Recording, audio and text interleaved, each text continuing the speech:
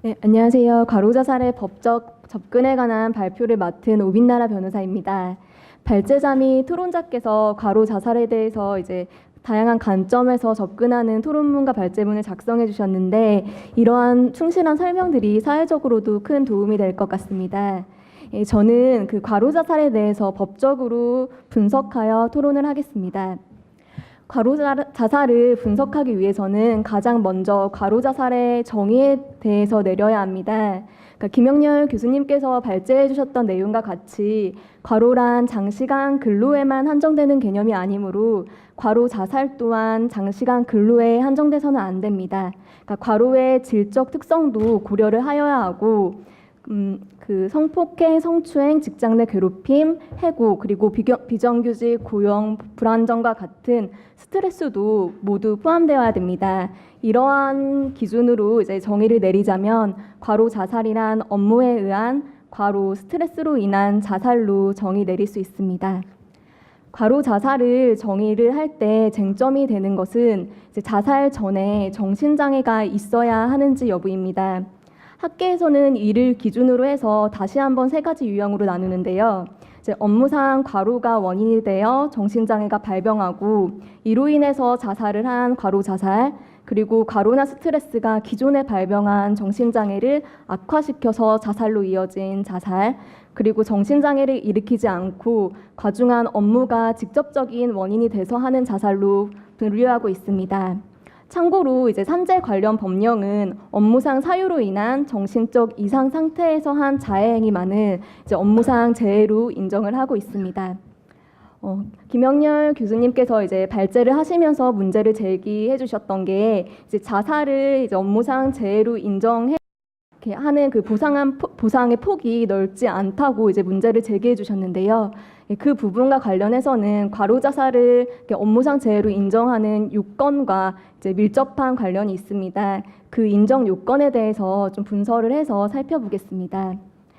산재보험법상 자살은 근로자의 고의 자해행위에 해당하므로 그 원칙적으로 업무상 재해가 아니지만 예외를 인정하고 있습니다. 그 예외를 인정하는 요건으로 첫째, 그 자살의 주체가 근로자일 것, 둘째, 정신적 이상 상태가 발생하였을 것, 셋째, 자살의 행위에 의해서 사망하였을 것, 넷째, 인과관계가 인정될 것을 요구를 합니다. 이러한 인정 요건과 관련해서는 세 가지의 쟁점이 있습니다. 첫 번째 쟁점은 정신과 치료 병력이 필요한지 여부입니다. 그러니까 실무상 정신과 치료 병력을 중요한 판단 기준으로 삼고 있는 것이 현실입니다.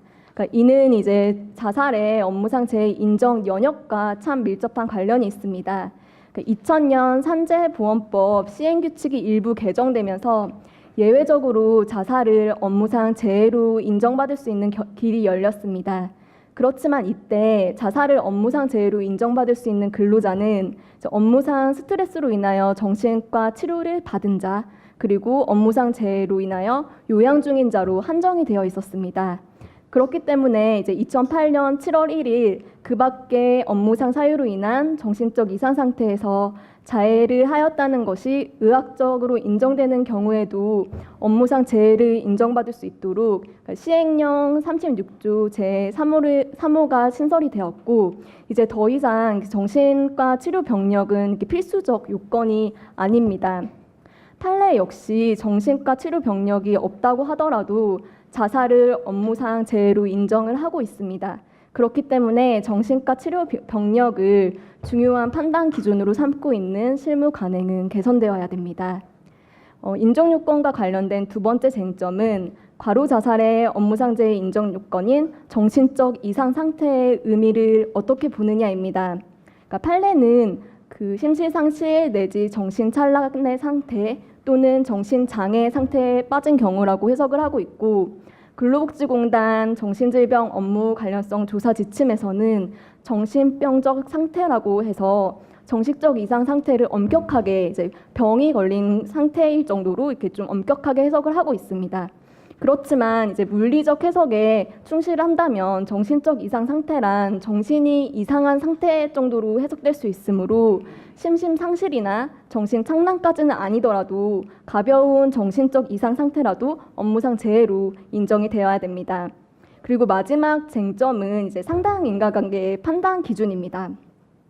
업무상 그 정신적 이상 상태와 업무와 그리고 정신적 이상 상태와 자살행위 간 이제 인과관계가 법적으로 요구가 됩니다.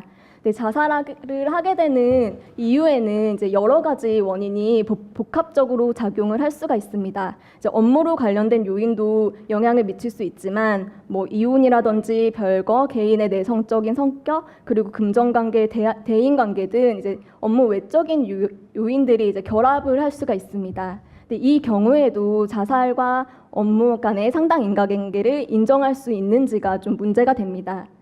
이거와 관련해서 이제 공동 원인설은 업무로 인한 과로 및 스트레스가 이제 다른 원인과 함께 공동 원인이 되기만 하면 이제 상당 인과관계가 인정된다고 보지만 이제 상대적 유력 원인설 같은 경우에는 업무로 인한 스트레스가 다른 원인들보다 상대적으로 더 유력해야만 이제 상당 인과관계가 인정된다고 봅니다.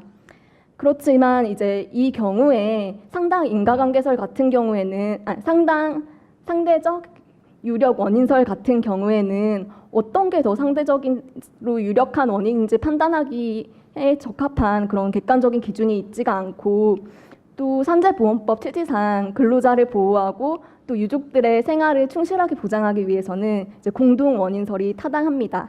이제 판례는 이제 이거에 대해서 명확한 입장을 이렇게 고수하지 않고 있고 상대적 유력 원인선을 택하기도 하고 또 공동 원인설을 취하기도 합니다.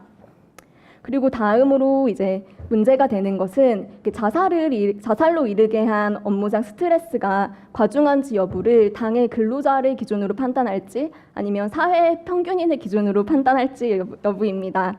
그러니까 자살의 경우에는 일단 그거에 대한 기준을 법령에서 명확히 제시하지 않고 있고 판례 역시 과로나 스트레스로 인한 자살의 경우에 있어서 어떠한 근로자를 기준으로 해야 되는지 이제 일관되지 않은 태도를 보이고 있습니다.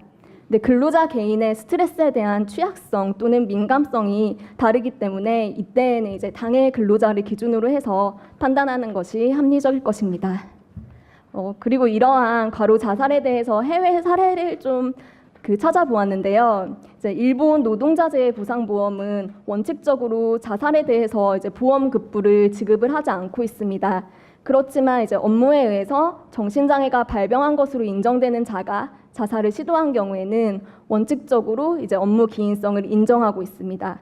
자살 사안에서도 치료력은 없는데 정신장애의 발병이 의심되는 사안에 대해서는 관계자들이 이제 증상에 관련된 조사를 실시하고 그 자료를 바탕으로 업무 기인성을 파악하고 있습니다. 독일의 경우에는 원칙적으로 자살 자체는 이제 업무상 사고로 분류하지는 않고 있지만 회사 내의 환경이 자살을 결정하는데 필수적으로 기여하였다는 것이 증명되면 업무상 사고나 질병의 후유증으로 판단하여 보상할 수 있도록 이제 규정을 하고 있습니다. 프랑스의 경우에는 근로 시간과 근로 장소 내의 자살은 업무상 재해로 추정을 합니다. 다만 이제 업무와 무관하다는 것은 사용자와 이제 공단 측에서 증명을 하도록 입증 책임을 전환하고 있습니다. 마지막으로 이와 같은 법적 분석을 바탕으로 개선 방안을 좀 제안을 하고자 합니다. 과로 자살의 경우에는 유가족이 업무와 사망 간의 인과관계를 입증을 해야 됩니다. 과로 자살은 당사자인 근로자가 사망을 했기 때문에 증거 수집이 곤란하다는 문제가 있습니다. 과로 자살에 있어서 근로자의 입증 책임을 완화하는 방안과 또 심리적 부검 제도를 마련하는 방안을 검토해 볼 필요가 있습니다. 또 자의적인 판단을 배제하고 예측 가능성을 확보할 수 있도록 객관적인 과로 자살 인정 기준을 마련하는 방안도 한번 검토해 볼 필요가 있다고 생각합니다. 저는 발표를 마치겠습니다.